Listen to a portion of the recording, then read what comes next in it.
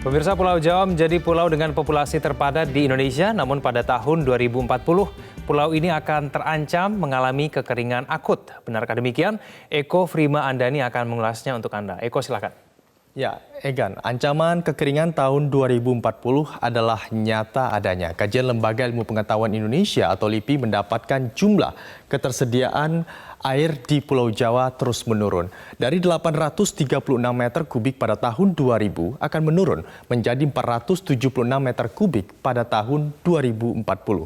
150 juta jiwa penduduk di Pulau Jawa ini terancam tidak dapat menikmati air bersih lagi baik untuk konsumsi maupun untuk mandi dan mencuci, hingga ancaman yang paling nyata adalah gagal panen.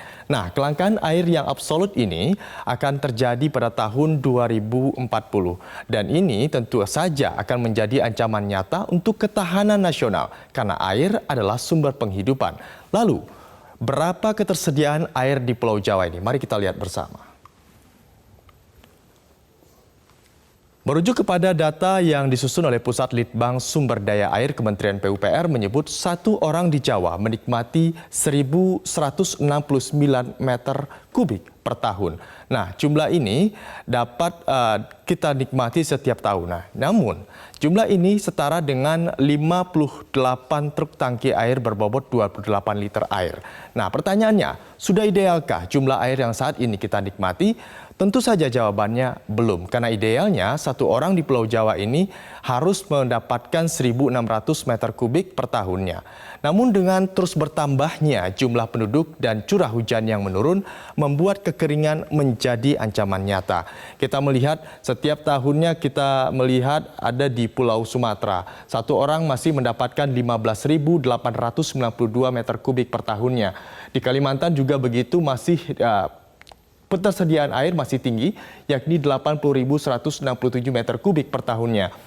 Begitu juga di Papua, ada 296.000 meter kubik per tahunnya. Namun memang di Pulau Jawa, jumlah ini akan merosot, yang ini kurang dari 500 meter kubik. Lalu apa penyebab kekurangan tersediaan air ini? Ya, ada pun beberapa faktor yang menyebabkan kekeringan terjadi. Yang pertama adalah perubahan iklim. Meningkatnya emisi gas rumah kaca di atmosfer menyebabkan terjadinya pemanasan global dan perubahan iklim, dan juga tentu saja mengakibatkan terjadinya pergeseran musim seperti anomali musim seperti El Nino, dan salah satunya ini bisa menyebabkan memperpanjang kekeringan sekaligus juga mempersingkat musim hujan. Karena adanya kenaikan suhu ini juga menyebabkan curah hujan berkurang. Dari data yang dikeluarkan oleh LIPI, ini menyebabkan kekurangan curah hujan 3% per tahun. Nah, yang kedua adalah pertambahan penduduk. Pulau Jawa menjadi pulau dengan jumlah penduduk terbesar di Indonesia. Pada tahun ini saja ada 150 juta jiwa yang hidup dan bergantung di pulau ini setiap tahunnya. Kemudian juga pulau ini juga selalu menambah penghuninya. Tentu saja ini akan berimbas kepada dengan kebutuhan air manusianya yang terus meningkat.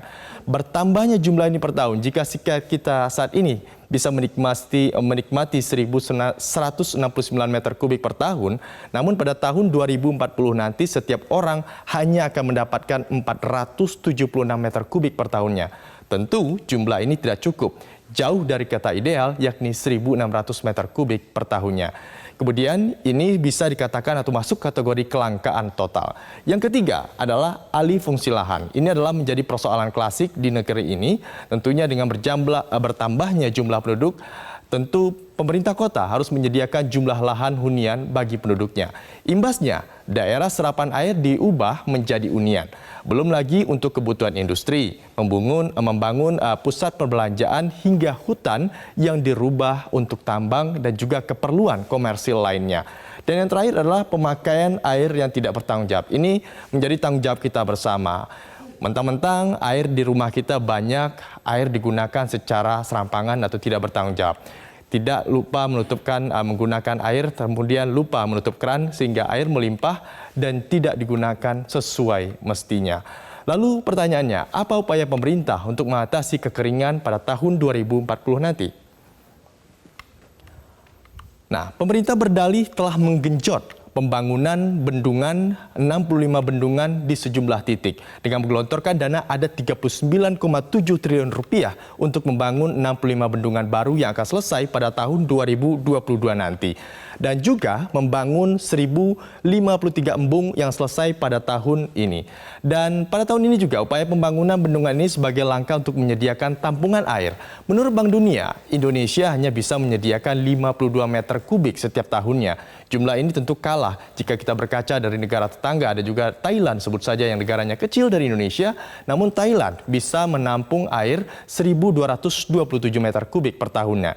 Dan juga jika sejumlah bendungan jadi, maka jumlah tampungan air di Indonesia bisa meningkat mencapai 120 meter kubik per tahunnya. Nah, selain bendungan, pemerintah juga berencana juga telah membuat 1.782 sumur bor. Dan ketersediaan ini bisa diharapkan mampu mengurangi atau menutupi kekurangan air yang ada di Indonesia.